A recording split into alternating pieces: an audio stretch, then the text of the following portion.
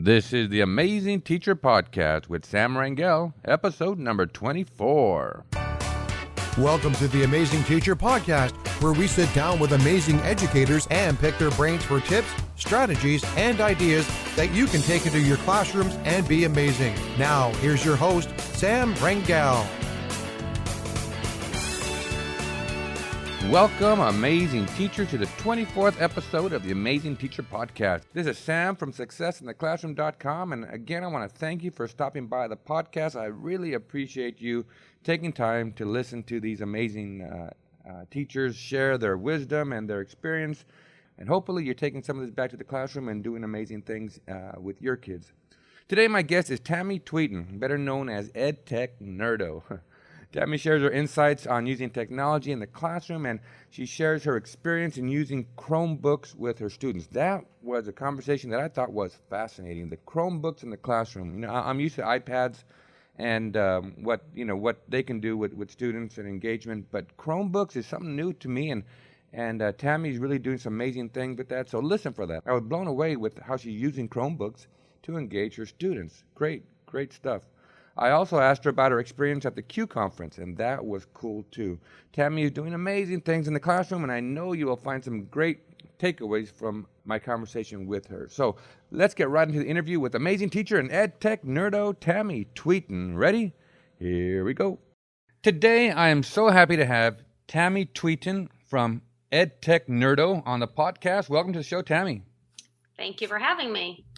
Well, thank you for taking time out of your day to sit down with me and let me pick your brain. I'm looking forward to this interview, and I'm looking forward to having you share your insights on technology and your experience as a teacher. Okay. Well, before we begin, can you tell us a little bit about yourself, your teaching career, how you got into teaching, and why you became a teacher? And then, what is that name, Ed Tech Nerdo, about? Well, I'm a California transplant. I'm originally from Canada. I went to school in North Dakota, which was just over the border from where I grew up. And I went to a school called Minot State University, which probably is unknown to most people.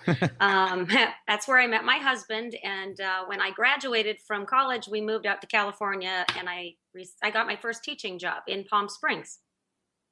So that was back in 97, and I've been teaching here since. I don't teach in Palm Springs anymore, but I teach in Palm Desert, which is still in the area.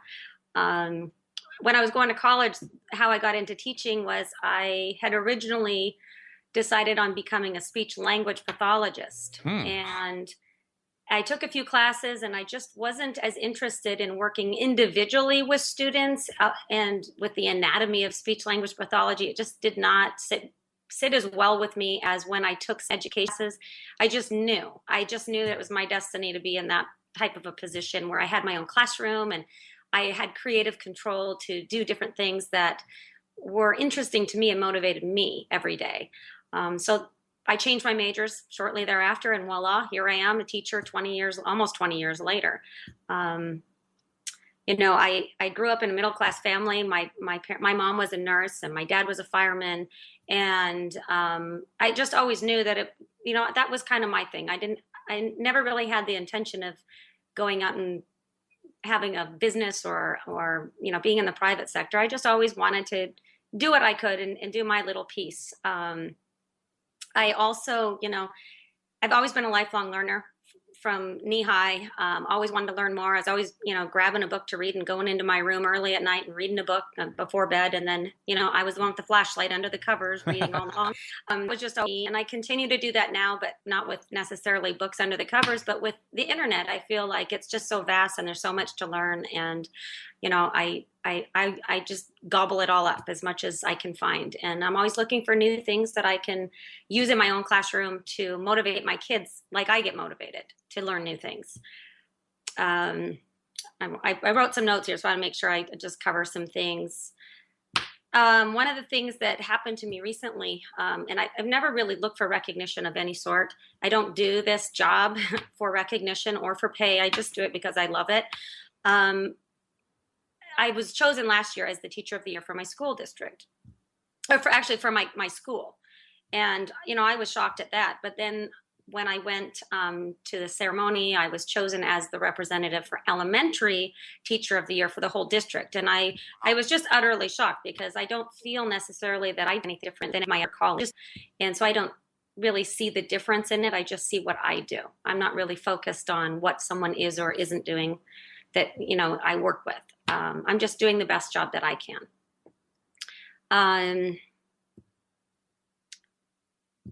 I guess the thing is that the last thing I need to say about that is that I'm just grateful to be able to do what I do.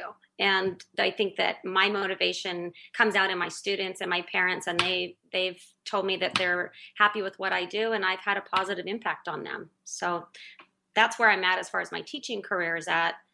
As far as Ed Tech Nerdo, well, the Ed Tech is probably very obvious. I'm interested in technology, specifically educational technology.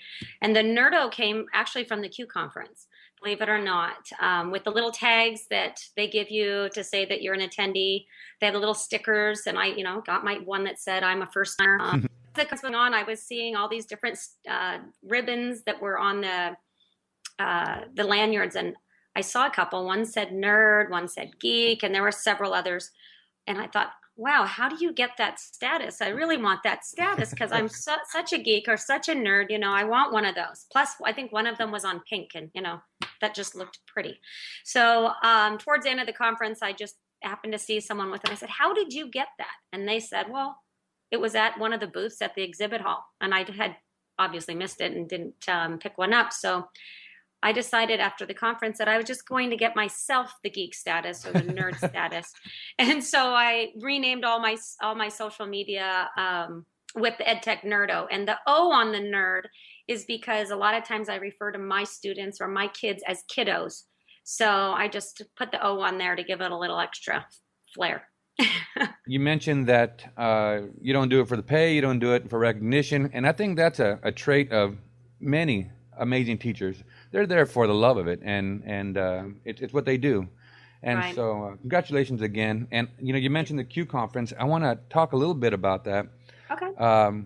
So you recently blogged about your experience at the Q conference. You were just talking about that. And yes. I was really impressed with the list of goals that you came out, that came out of that experience. Can you tell me, for those teachers who don't know what the Q conference is, what is it and how did it affect your teaching? Well, it's a 3-day conference, and this year they added a summit to it, which was on the 4th day. And there were a different group of attendees. There were 5,000 plus people. I can imagine that many people being interested in the same thing as me. So I kind of felt like I was with my people, because at school, I'm the techie. I'm the one that everybody goes to. And it's just not a fever that's going on across the board, even with anything simple as an email. There's people that still just don't check their emails on a daily basis. So for me to be with 5,000 people that are just as interested in what I'm interested in, it was awesome. And I could feel it, and you could just smell it in the air. It was great. And there were several sessions, lots of sessions, I would say probably hundreds of sessions, with just wonderful people that were just as excited about sharing what they knew and used in their classrooms as I was. And I overbooked myself with several sessions at the same time, just to make sure that I got to everything I wanted to go to, or if a room was booked, I could go to something else, or something was canceled. So the presenters were awesome. And the biggest take back from that was Twitter, believe it or not. Something as simple as Twitter that's been around for so long. I had no idea the power of Twitter. In fact, I went to 2 different sessions on Twitter because the first one I got so intrigued by it that I wanted to make sure I understood it correctly. I went to the second one on what is your superpower, and that was by Joanne Fox. And I was amazed. The first one was by Leslie Fisher, and I didn't realize the power of the hashtag and what that was good for. And I didn't know how to search for things on there and what was it good for other than just sending out a tweet. Who sees that? And I didn't understand it until now. And since Q, when I realized hashtag Q14 was going to get me the ins and outs from everyone attending Q14, sharing resources and links and building their PLN, that was a big thing that I didn't know about. And so I've been building. I've spent a couple of weeks building, and I'm up to, I think, at last check, I think over 1,000 followers, and I'm following about the same. And I think the max is 2,000. And I've weeded out some people that I thought I was just going to follow people in the beginning. But now I'm trying to choose people that really are interested in the same things as me. So I think there's some really big value in that, because I don't always get that at my work, where I work with people that don't have the knowledge or are not interested in it, plus do not have the time to have that, I guess, inside professional development, on your own time type of thing, where you're actually learning what you want to learn instead of being forced to go to those meetings where no matter if you're interested or not, you're going to be there and learn about it. So it was really great. And I learned about doing e-portfolios, and I've already started that. And I learned about cross-age writing, and I've already connected with the middle school, and we're starting that next week. So I'm just super, super excited. And I've implemented so many different things on my blog that now my students are doing their homework, where they are doing that online, where they go and they get that online. And my daily schedule is online, and I have forms that the parents can go there and fill out forms for their student-led conferences, etc., signing up for conferences. So it's, being a teacher for as long as I haven't done any of these things up till now. And now it's just like a new beginning for me. So I'm excited. I'm excited for what has come from Q. And I've even signed up for a Rockstar camp that Q is holding in Manhattan Beach this summer, and they're sold out. But I got in at the last second, so I'm super excited about that. And district funding or no district funding, it's so worth it to me that I'm just paying out of my own pocket. Whether I get paid back or not does not matter to me. I just think that the team building and the knowledge I'll get from being there is priceless. Wow, that's awesome. That's awesome, Tammy. Just your desire to be better and to teach better, and after having 20 years in the classroom, that you would think maybe that stereotypically, the longer in the classroom, the less you want to improve, because you've got it already. But I think amazing teachers like yourself are always looking to improve. Always looking to make their lessons better. And with technology the way it is, there's so much available now that teachers can use, especially for those of us who have been in the classroom for a while. We have already the skills to classroom management skills, all that other, and just to add on top of that, this other technology element makes it even better.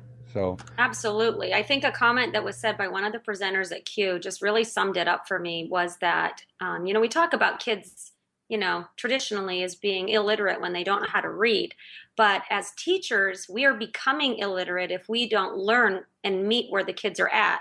And that includes technology, because that is where it's at. And so, how can we be teachers if we're illiterate in where education is going? And it is going towards educational technology, that it's going to be ingrained in everything we do. That is so true. Yeah, because the teachers that are doing amazing things in the classroom are always looking for new strategies, new connections, and you can find that on Twitter. I'm still learning Twitter. I consider myself a geek as well, but Twitter is still new to me. I have another guest coming on pretty soon who is going to be sharing his expertise on Twitter, and I can't wait. So when you come back from that conference, that Rockstar conference, if you can make sure you update your blog and let me know about it, I will add that to the show notes here. That way people can keep learning from you and your experiences there. Okay. That'd be awesome. Reading your blog again, you talked about the Chromebooks. Right. Chromebooks are something that's coming around little by little.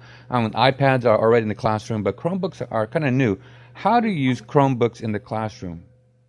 Well, I know some school districts have iPads, and the Chromebooks are fairly new. They came out where they were kind of pushed out last year, and our district had this thing where we could sign up to do a grant to do.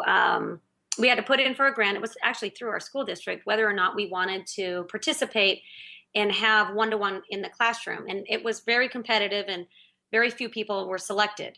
In the same time, we were also given an opportunity to apply for a Donors Choose, and it was I partnered with, I think, Samsung and possibly Lakeshore. I can't remember. But it was the same type of thing where you had to get in on it early. And if you were chosen, you could select Chromebooks. So I went ahead and did it. And I just went right for the 30 and said, I'm going to do this. And I really pushed it with my parents. And, I basically said, your child could have a laptop at their desk all day long. And we, the things that we can do would be amazing. And I really pushed it. I actually put it out on Twitter and my Facebook page and everything else. And every donation that was made was doubled up to $100 for the first week. So you can bet I use Remind 101. That's that text messaging to my parents, and I'd already had them signed up to that. So it was perfect. I just kept pushing it out and updating them on how much more we needed, and whatever we had left, I paid the rest, and we were able to get them 30 of them, and we funded it within a week. So we were amazed, and we received them mid-year last year. And when we got them, we were amazed. So last year, we used them all year for several things. But it wasn't until this year that I really started using them with knowledge and with more efficiency. And I looped with those same kids this year. So I taught them in 3rd grade, and then I looped with them in 4th grade. So I've had these kids now 2 years. And so we use them day in and day out. The funny thing is that school doesn't even start till 8 o'clock, but we have a warning bell at 7:55, and my kids line up at the door, and I allow them to come in, get their Chromebooks, sit down, and they get started. Well, the bell hasn't even rung, and they've got their Chromebooks, they're sitting down, they've opened them up, they're logged on using Edmodo because there's an option for a poll. So I put lunch poll, cafeteria, or brought my own. They fill it out, and it's an instant chart that shows the person who's collecting the data who's what. So I don't have to interrupt my class. It's already done before the announcements start. And so they do that, and they go right on to their Smart Start. And that's just a list of what to do when they first come in. They're going to take the lunch poll. They're going to, we have this partnership with Healthy Schools, which is part of the Clinton Foundation, where they log their nutrition, their exercise, and their sleep. And it's part of our PE program. So they log their information, then they go straight into Accelerated Reader. If they were reading the night before, they can take a test. And I have a Google form where they do their reading logs, so I can keep track in a spreadsheet of all of their testing. And after that, they have a little math paper that's a review of things we've done the day before. And then they get into Khan Academy, which is a differentiated math lesson.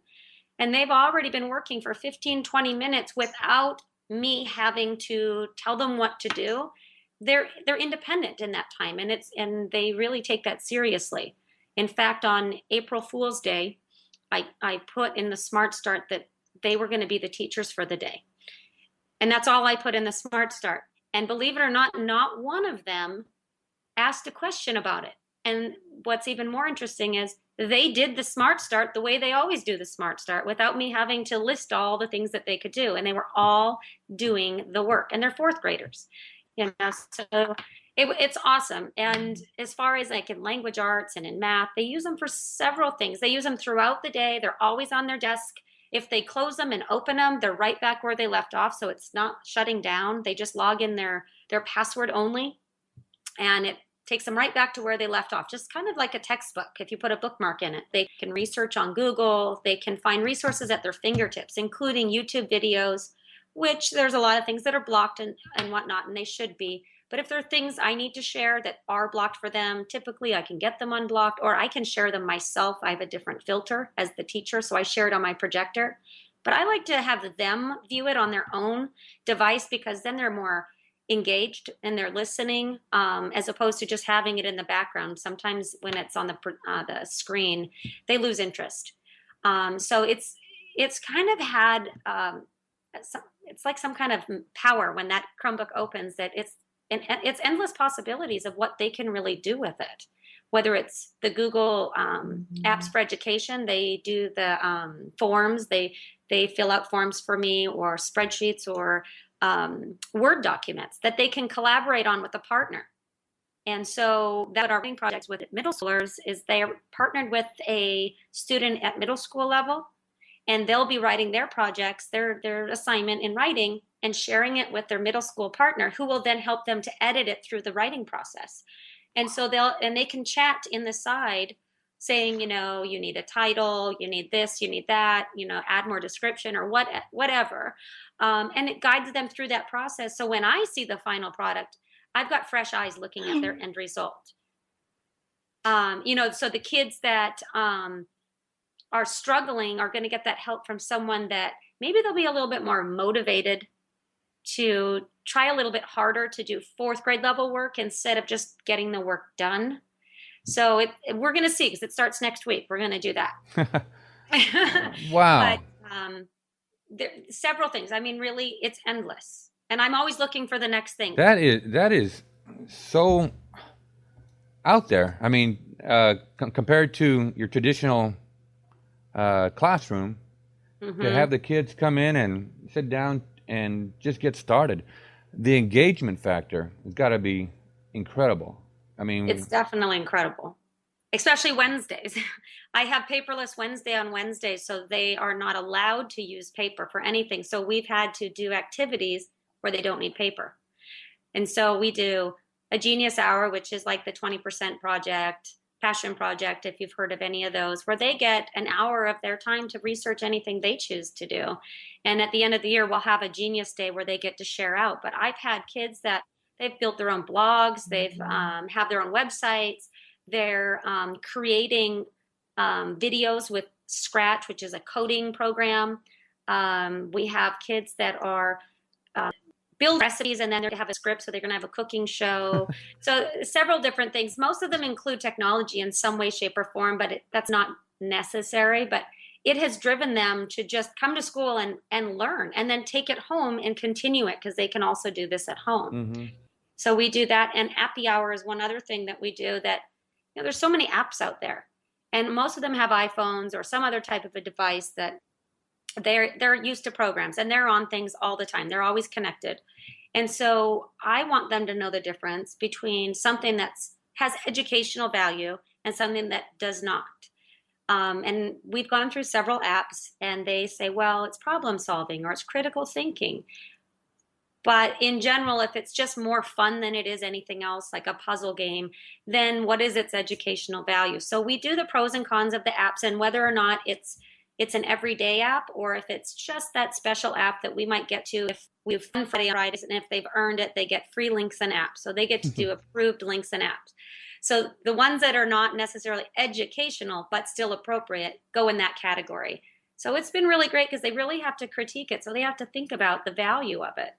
So that's one of the other things we do on Wednesdays. So they're super motivated. Wow. And I think it's just endless motivation, because they just don't know what I'm going to throw at them next. That's amazing. I mean, that to have that access to so many, the internet, it's got to be great for kids. And with Common Core coming out, that's got to have such a great connection with this new standards that we are being asked to follow. Mm-hmm. That's incredible. I wish every class had that kind of access.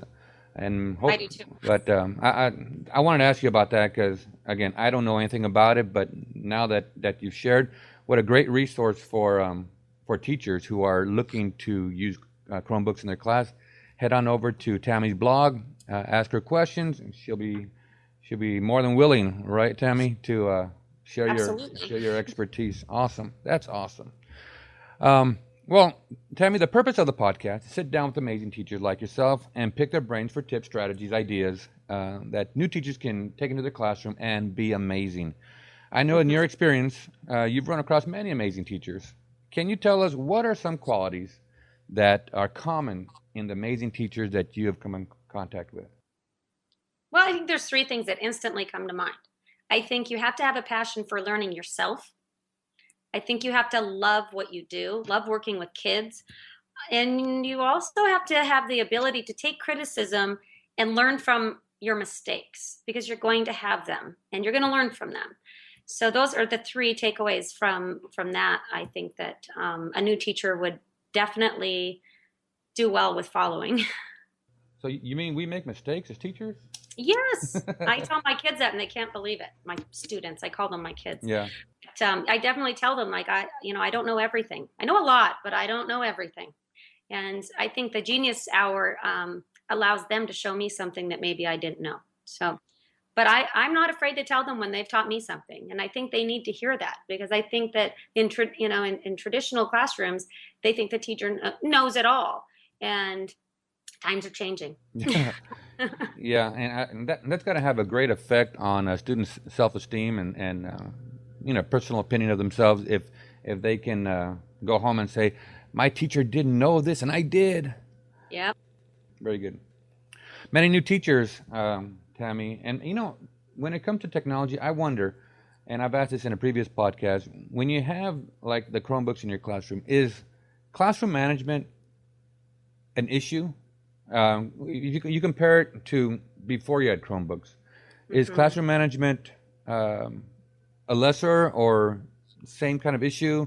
My question is, what advice would you give a new teacher who's struggling with classroom management? Well, as far as Chromebooks go, I think it's a different set of problems that would come with that, because it's more about routine. And as long as the kids know the routine and the expectations with the Chromebooks, because they're a device, I think that they tend to be able to follow that a little bit easier. Now, the behavior side of things, no matter if there's Chromebooks or not, I really think it's about being consistent and having routines. And that's a little bit trickier than the Chromebooks, because you're dealing with people. So, and there are a variety of personalities. So you might be able to wrangle some of them, but others maybe not so much. Yeah, I just spoke with a teacher this morning for another podcast, and he was saying it was Jeffrey Shoemaker, and he was saying that his tip for a teacher would be having a routine. And he teaches middle school, and I taught middle school, and it's so true. That routine is so important, especially in those middle grades. But you teach in fourth grade, it's in the same general time period of their lives. They're still looking for some kind of structure, and those routines help to fill that need. Right. Very Absolutely. good. Very good. Do you have a quote, Tam, that maybe has inspired you as a teacher? I have too. I don't know. They've just stuck with me all through time, and they're just common quotes. The one about, if you give a man a fish, you'll feed him for a day. Teach a man to fish, and you'll feed him for a lifetime. That one to me is, I can teach them.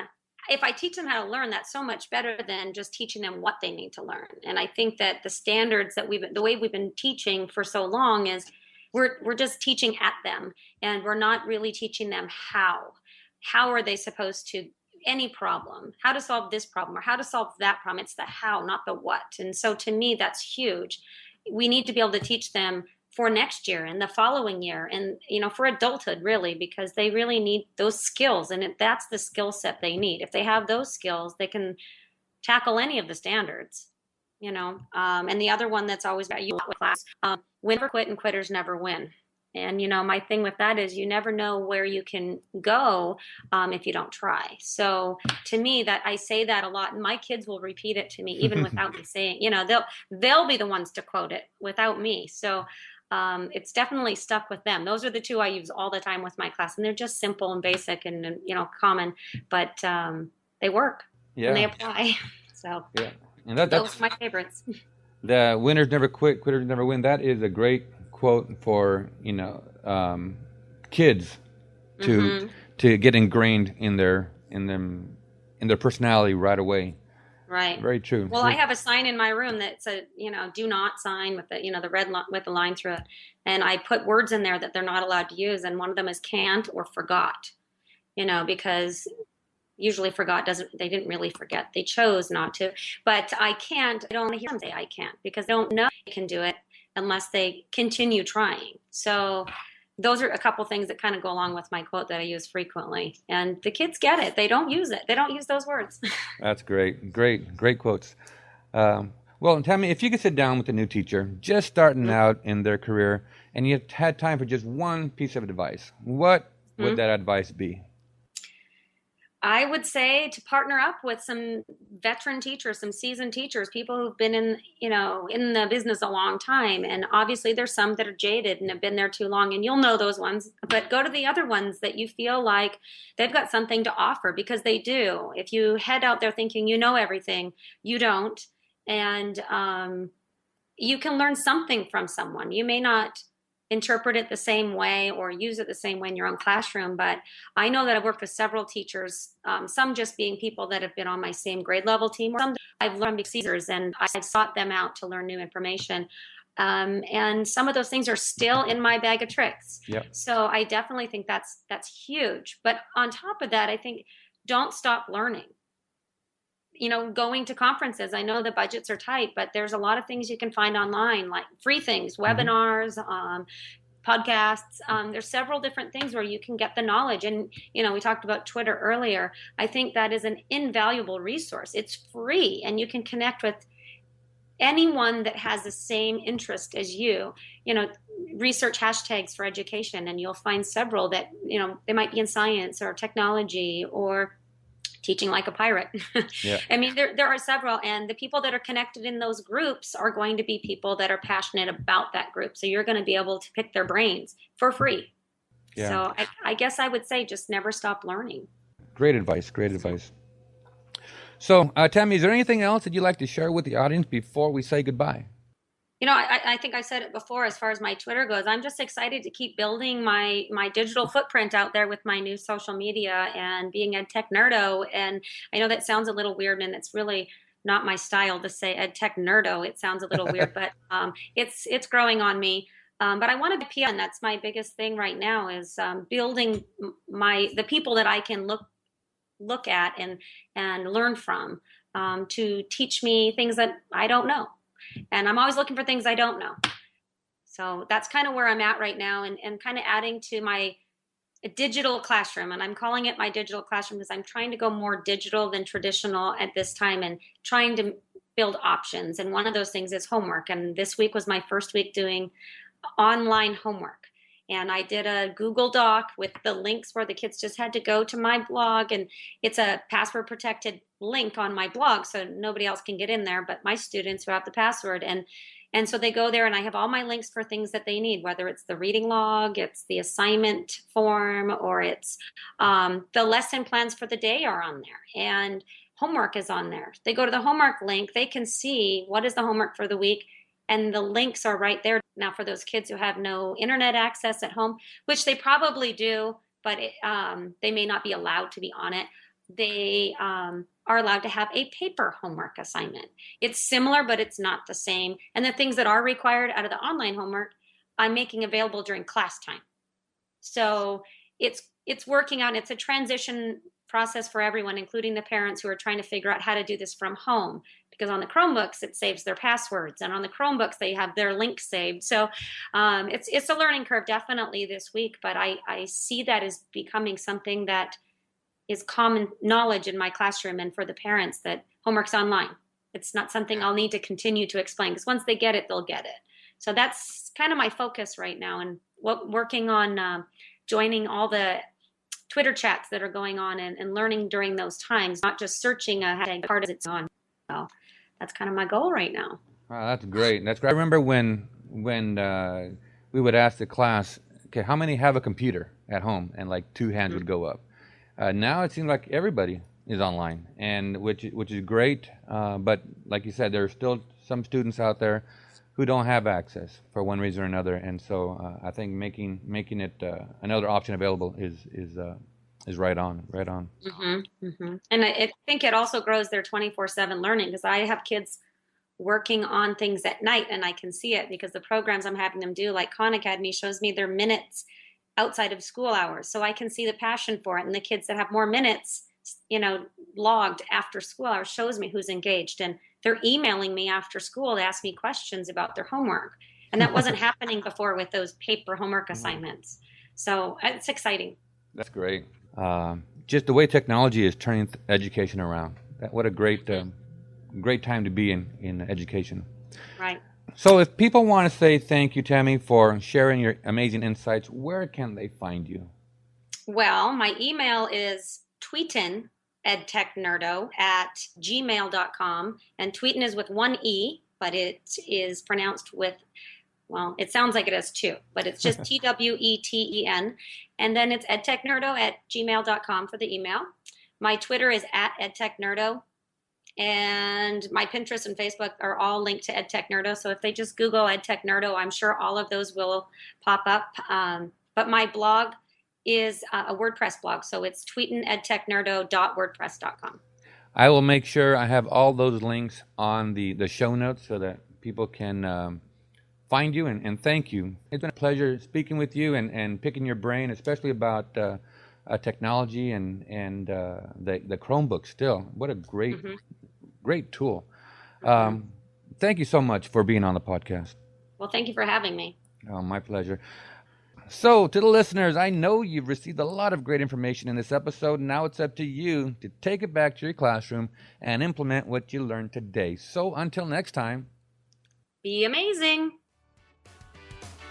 The Amazing Teacher Podcast is brought to you by SuccessInTheClassroom.com. Learn more about being an amazing teacher by visiting SuccessInTheClassroom.com or TheAmazingTeacher.com.